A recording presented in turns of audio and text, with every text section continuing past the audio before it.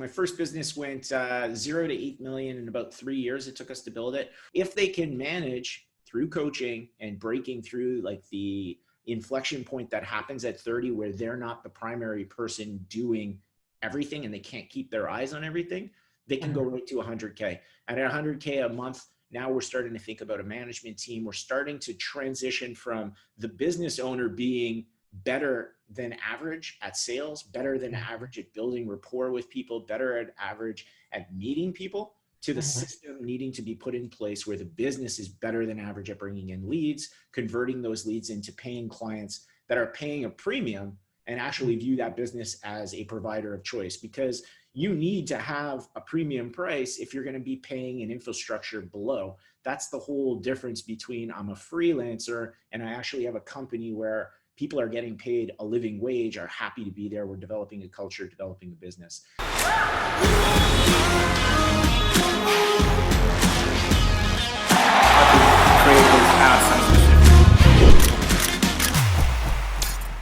Thanks over here. So today we have a very special guest. We have Stuart Trier. He's been working for like huge corporations, huge companies. I would say my unique ability is definitely in the strategy realm. And so it's helping people go from point A to point B with the least amount of effort, least amount of steps, and ensuring that they get there. So, you know, sometimes people have a tendency to overcomplicate things, and complexity doesn't scale, simplicity scales. So making things super simple so that they could achieve their objectives once they're clear on what those objectives are and the team is aligned. Cool. And specifically, you work with companies that do like digital marketing, right? Predominantly, I'm working in the digital marketing space. I do have some clients that are outside of that space, AI being one of them, some healthcare companies, but most of my client base is in the digital marketing kind of realm. They're scaling up agencies. So most of the services they do, like, is that like search engine optimization, or what kind of like services? So the larger ones, the ones that are doing 8 figures plus are generally doing full service. So that would include things like SEO, PPC, social, as well as web design, CRO, email marketing, video production. And so once they get to a certain size, it's kind of, they'll start to bring everything in-house and build out teams or divisions.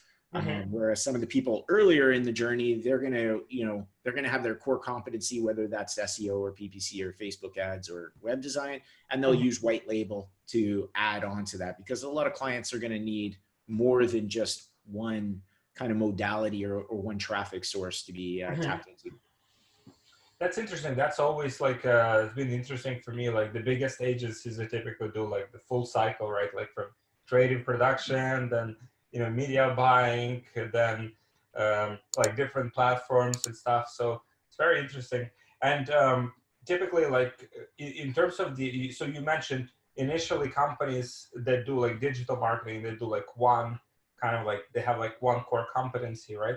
So from your experience, because you've seen many different companies, so from your experience, how do companies, like, what are the key moments, or what are the key like transition points companies need to make in order to go from, let's say, like $100, $200, $300,000 per month, maybe doing one core service, to this like full service, obviously like much more like comprehensive, but also bigger volume business? So I kind of look at it as a continuum. So I break it up into kind of 4 segments, 4 inflection points that kind of happen in the growth model. So at the earliest stage, where the vast majority of people rest, is $0 to $10,000 a month. And 10,000 is just a round number. It could be they could get to 12 and maybe they stall out at 8.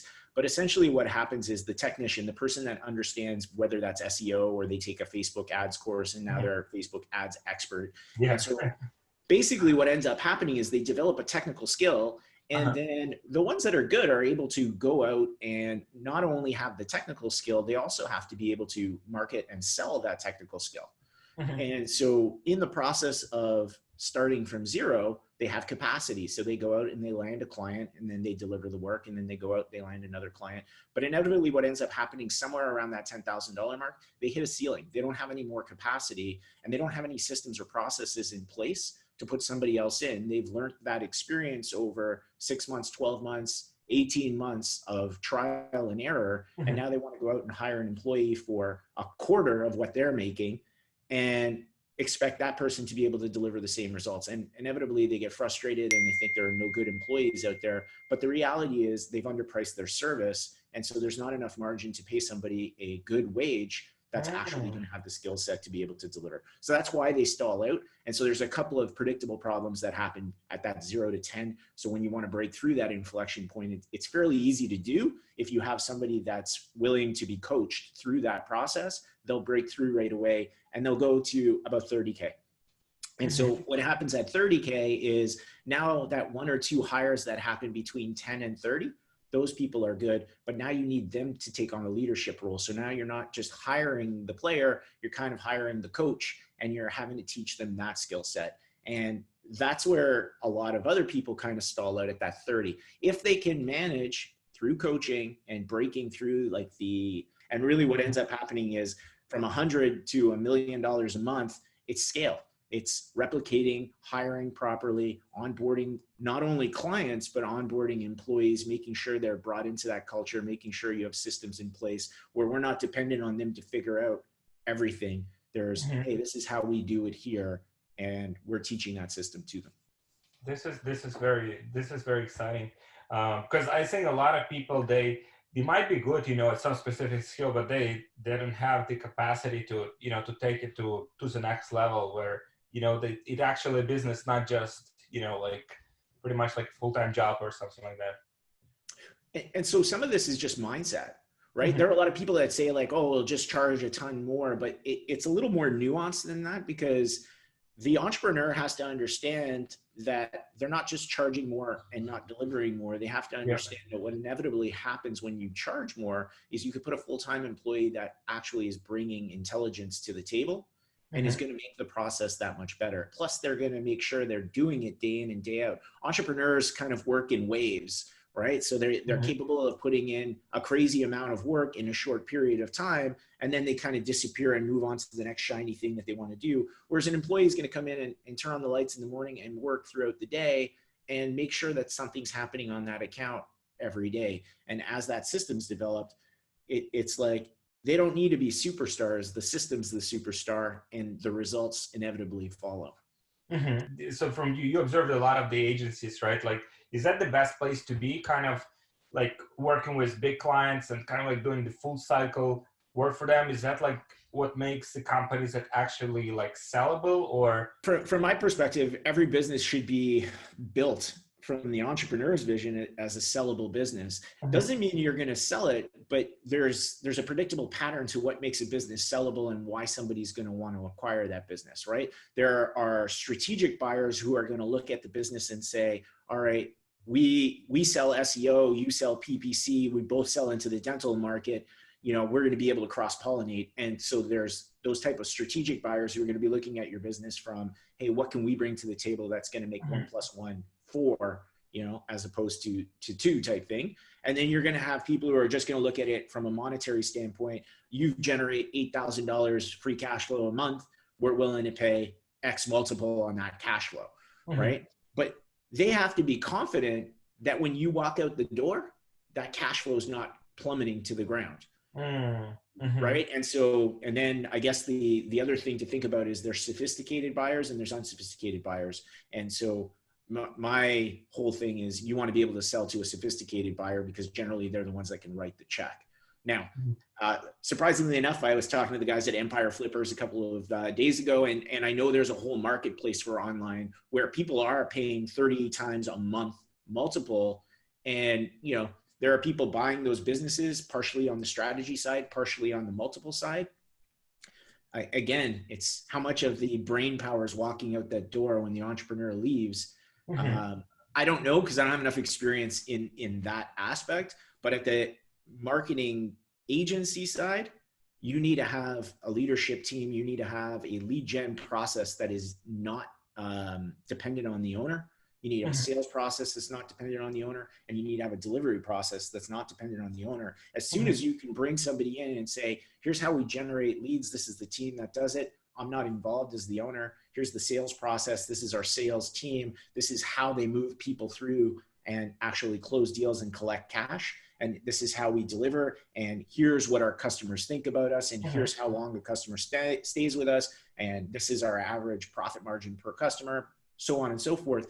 Now, all of a sudden, smart money is going to come in and say, okay, you've built a money machine and we're willing to buy that, either as a financial buyer or as a strategic buyer. And that's a whole other level of business compared to the freelancer who's created a little bit of money because they're bright, right? Mm-hmm. Like they figured out a gap in the market, they filled that gap. But when the markets shift, which inevitably happens, whether that's, hey, there's a new algorithm tweak, you know, that person's walked out the door and there's nobody else there. Mm-hmm. And, you know, that's a little bit more scary if you're on the buy side, maybe not on the sell side. Mm-hmm. Yep. Awesome. And you built like, so you, one of the first companies you built, right? Like that was, you mentioned before, the Amazon and stuff, right? Yeah. So my first business went 0 to 8 million in about 3 years. It took us to build it. Mm-hmm. We were importing tools from both Los Angeles and China. So we started with LA and then basically moved to China. I was traveling through China in about 2002, 2003, all the way up to 2006. And so Amazon was probably start around, but they were still in books and it wasn't what it is today. I mean, it was a much different world in terms of e-commerce, in terms of transactions happening online. Amazon Prime didn't exist at that time. And even if it did, they wouldn't be shipping tools because they're heavy. And so what we created was an arbitrage. So we bought in bulk and we moved it from town to town. I was an econ finance major in university. And so my problem with retail and everyone's problem with retail is every time you open a store, you need to have a certain amount of money so that you can carry inventory. True today, a little bit different with drop shipping and other people holding stuff, but we were physically holding the product. So I needed a way to have my suppliers give me terms and for me to be able to grow. And if you look at what Walmart did to scale, it's all about managing terms. So they were bringing in, and this is the exact model that I ran. I was like, how can I turn my inventory faster than I have to pay my suppliers? And so if you start to think about it from that perspective, I basically came up with, I want to run a traveling circus. I'm going to take the tools from town to town. I'm going to be 35% off retail. I'm going to impose the buying decision and I'm going to flip them in 16 days on average. And so I was turning inventory between 12 and 16 days and paying for it in 30. And so my suppliers essentially allowed me to go from $5,000 investment to more than $1 million in inventory in like a very short period of time, which isn't actually possible unless you have a way to leverage that kind of money, or do you have investors or such. But I didn't have money at that time. And so I needed a way to kind of hack the system, if you will. This is very interesting model. And so then what happened like with that business? It was super profitable. It was a great business. It was counter-cyclical because we were selling inexpensive tools to guys. Guys on average are not great shoppers. So you could definitely give them some deals and they'll come in and buy everything. And it was literally like comical. We'd open the door and I would know, we'd run a 3-day blowout sale. And by the end of the second hour, I had a 95% guesstimate on what sales were going to be, because we created a rush when we opened the door and people would come in and it was a cash business. So one of the actual problems in the business was we were generating so much cash, and I was 20 at the time. I'd literally go to the bank on Mondays with $150,000 in cash. And the Canadian banking system, much different than the American banking system. This was after 9/11. So it was problematic to be hanging on to that much cash. So that created a whole other set of issues in the business because they couldn't understand how we were like every week coming in with this cash. So you've been selling these tools and products in Canada, right? In your local market? All across. So we were national. So we were running 350 sales a year. Oh, wow. Yeah. I mean, I'm not me, but like the team. And so what would happen is we pull up in our trucks. So we owned a bunch of trucks. We'd pull into town. We'd unload 40,000 pounds worth of tools onto tables in a either like a hotel, a ballroom, or a Legion, or like some kind of place that we would rent for 3 days. And we'd send out a bunch of flyers. And so I'm metric based, and I was metric based then. I wanted to know, all right, if I send out 25,000 flyers, I know that I'm going to create $40,000 in sales. Like there was a multiple based on the circumference that we would hit of sending out these flyers. And it just became a license to print money. Because we had huge margins, no costs. We rented local labor. So the flyers that we sent out, we had on the flyer itself, hey, local laborers needed $10 an hour, $12 an hour, whatever we were paying to unload the truck. They would show up, we would pay them. They would literally spend that money plus more in the store. So it was like effectively we were paying them with store dollars. So, and our margins were greater than 50%. Wow, this is awesome. And so then what happened? You've been able to sell that business? I ended up selling that business, which was great. And I started a healthcare business, and I moved on to the next thing. And I mean, it was a good exit. I made a ton of money in it, and I was happy with the whole thing. Tools weren't my thing. So it wasn't like I had some great affinity to owning tools. I'm the most unhandy person there is. It's still the joke in the family today that my father-in-law, who is super handy, jokes that Stu doesn't know anything about tools other than buy them low and sell them high. I mean, that's all we need to know. I always tell him, I'm like, after knowing that, I can stroke a check and get anything else fixed. That's interesting. And that model, do you think that's still viable today, or? So it's still viable today for sure. It's not, it was a great model in my 20s, but it was a lot of work, right? You're physically unloading 40,000 pounds, not me again, but like it's a lot to be managing. Even today, even with the internet, Amazon doesn't sell a ton of tools for that reason, because the shipping, like we were selling stuff like cherry pickers for engines, like basically like this big metal contraption that pulls engines out of cars. And so it was a couple hundred pounds. And so you couldn't, like Amazon could sell it and they would obviously be able to buy it in volume and sell it in volume at cheaper than we would, but the shipping would kill you. Yeah. Right. And so we were bringing it to you, in which case you're not paying shipping. It's all part of that process. And so it created this ecosystem of like, hey, we got to go and get it now because they're here for 3 days. Okay. There's urgency. Well, so I love psychology. And so we imposed that buying decision. Like the comical things about that business would be like guys would come and spend $800. Then their wives would be grabbing them by the ears, bringing them back and saying, you got to take this back.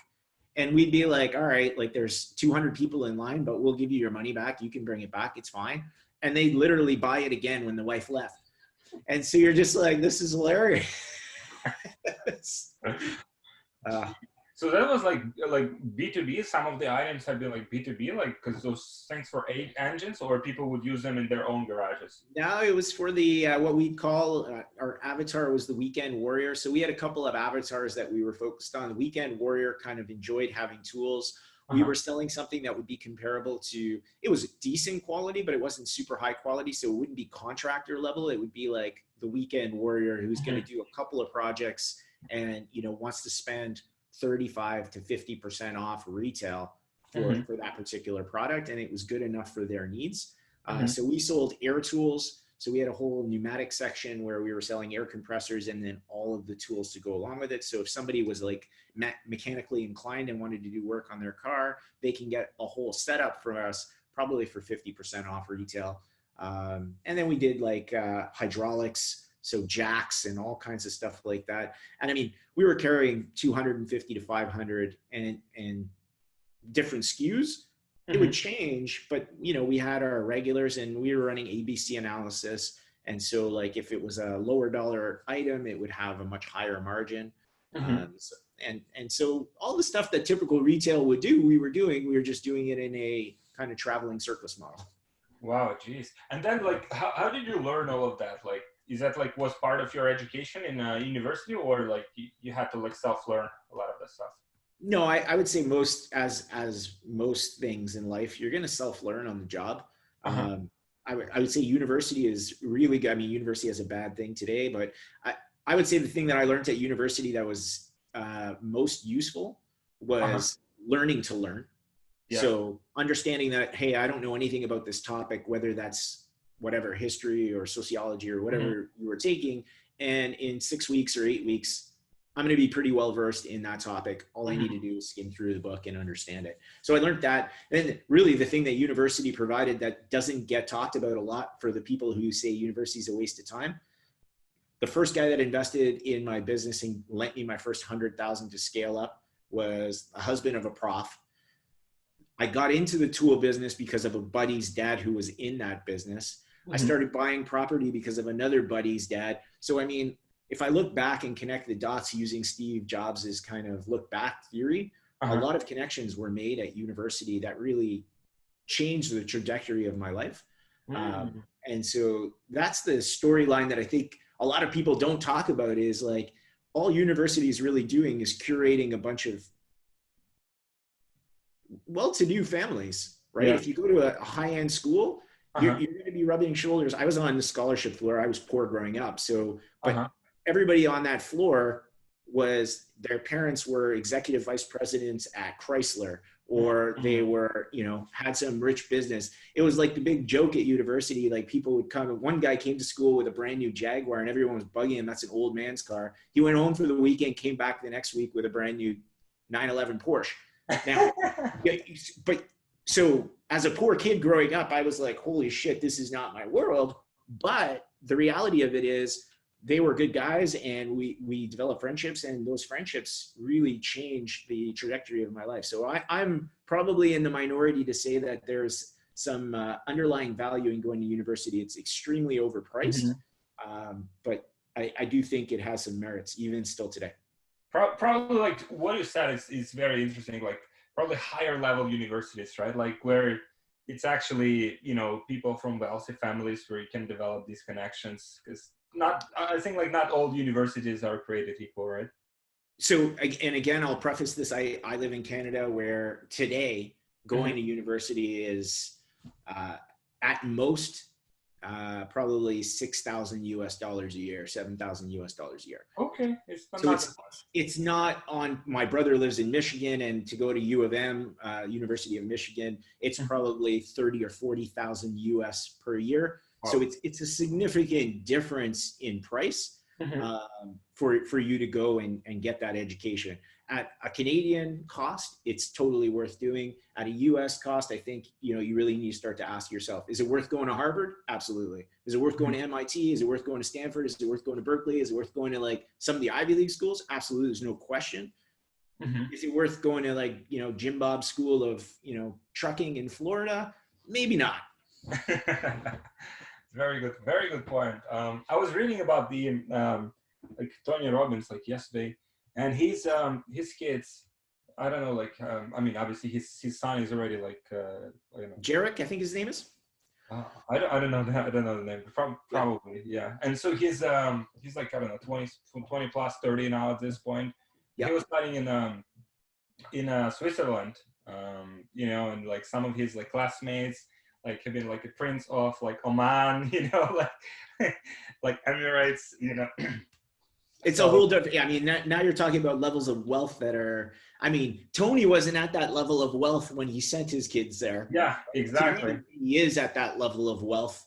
But I mean, he's smart enough like to realize that how important that is, like to give this kind of like foundation. So what you just said like before that like makes a lot of sense. And I mean, I have two kids, as you can see, and they're still young. They're 9 and 6. And, you know, my wife and I have different views. Like she grew up a little bit more wealthy. And so, you know, for her, like university is like not even a question. I'm like, it needs to make economic sense for the kids in my mind. But she's the typical winner of university. So she's a doctor, but she's a specialist. So like, if you're going to come out of university and be a doctor, you're like, I joke like that. There's probably not a better job unless you can like throw a basketball or a football. Like it's the highest paid guaranteed salary that you're going to get. Right. And people will like argue, well, a CEO, sure. But the number of people that come out and become CEOs of like Fortune 500 companies are 500. There's 72,000 doctors in Canada. So there's probably 750,000 doctors in the US. So it's a lot easier to become a doctor than it is to become a CEO or, you know, LeBron James. Yeah, definitely. Very good points. So in terms of like those large like agencies you mentioned, like agencies that like do like a full service, how is typically the sales process working for them? How do they acquire like big like accounts? Is it like personal relationships typically, or how is that? So you need to develop a system that's scalable. Mhm. And so generally speaking, it can't be just personal relationships. There is some of that obviously happening.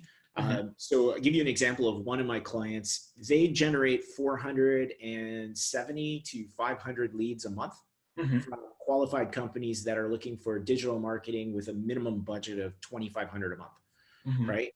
Um, and they're doing that in a variety of ways. Um, but it's a lot of inbound lead generation. So people are coming to them interested in their service.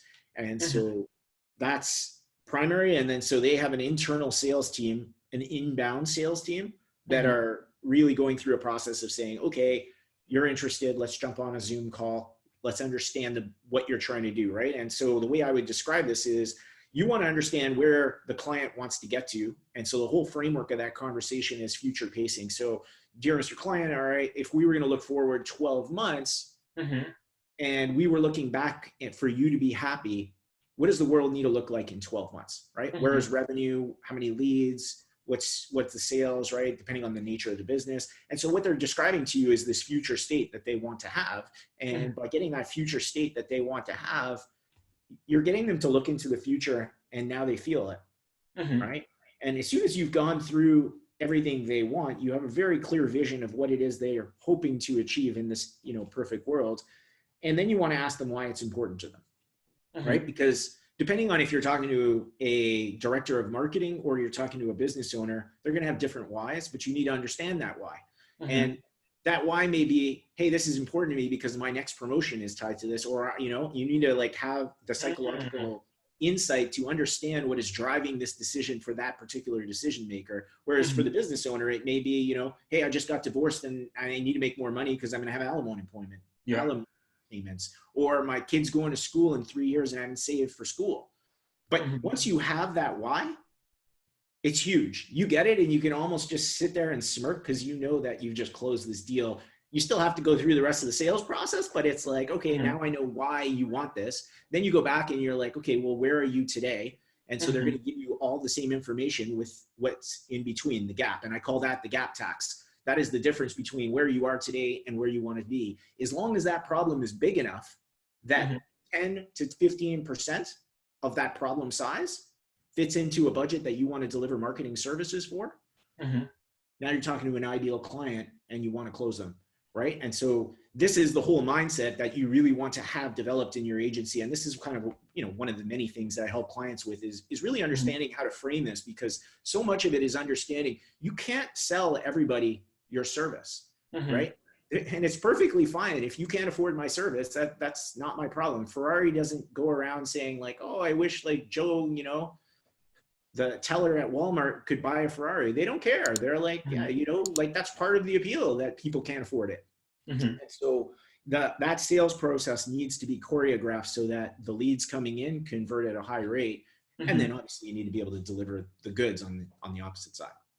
And for getting this conversation, just for getting like with someone who's in position to make a decision, like what do you see? Like, do you still see like some like cold outreach, like cold calling? Like how typically big agencies, like approach this from your observation? So big agencies tend not to have that problem. Mhm. Uh, by very nature, they're big. They've solved that problem. Mhm. And so it's not necessarily a challenge at the larger agencies. The challenges they have are more people-based, system-based, and scale-based. Mhm. Lead generation that tends to be an issue is more earlier, like somewhere between 30 and 100. You really need to nail what is the optimal selling strategy and lead generation strategy that's going Mhm. to bring in enough prospects and enough conversions for you to hit your growth metrics. By the time you're doing $1 million a month, Mhm. you're already pretty good at doing the lead generation. Plus you have Mhm. scale, plus you have 500 or 700 clients who are aware of you, right? So it's like you Mhm. have case studies, you have so much leverage at that point That's not necessarily the challenge. But if I was going to talk about lead generation and what I see as the biggest challenges for people, first of all, they don't know who their avatar is. They don't know who they're talking to. So their marketing isn't on point. It's a wandering generality. And so they have a particular message that doesn't resonate with anyone because they're not talking to anyone. They're talking to everybody. They're like, hey, I can help you. And that's, nobody's looking for that. Number two, they're in a situation where they haven't accepted that it's their responsibility to make sure that avatar knows that they exist. Right? So it sounds like, hey, obviously, but if you actually look at the way marketing agencies operate, they haven't accepted it as their responsibility to constantly be going out into the market and identifying their ideal avatar and figuring out a way for them to actually see, hey, this company exists. So when I have this problem, these are the people I should talk to, right? They don't have a systematic approach for that. Number three is they're really like in a situation where they underestimate the level of risk somebody has to take in order to do business with them. By the very nature, unless it's a new business, they've been burnt by another marketing agency. That's why they're talking to you. And marketing companies tend to really underestimate the level of risk we're asking them to take. It's like, you know, if you came up to 10 people and 9 of them punched you in the face, going up to the 10th one's going to be a little scary. You're going to be like, you know what, probably I'd feel a lot better if your hands were tied, right? Like it's that kind of mentality that you need to have, but marketing agencies don't seem to have that empathy that, hey, this customer's been burnt multiple times. That's why they're talking to you. And so you need to approach that from a psychological perspective in a way that makes sense for that prospect so that it makes it easy for them to say yes. And so those are some of the common things that I see. And really, like, as you start to niche down in the beginning, you start to get your message on point. You start to accept that you need to bring those people in. You need to have a way of systematically bringing them in and heating them up over time so they view you as an expert. The other thing that a lot of companies are afflicted with is what I call buy or die. So they hit them with a marketing message and the anticipation is, hey, you're going to buy today or I'm never going to talk to you again.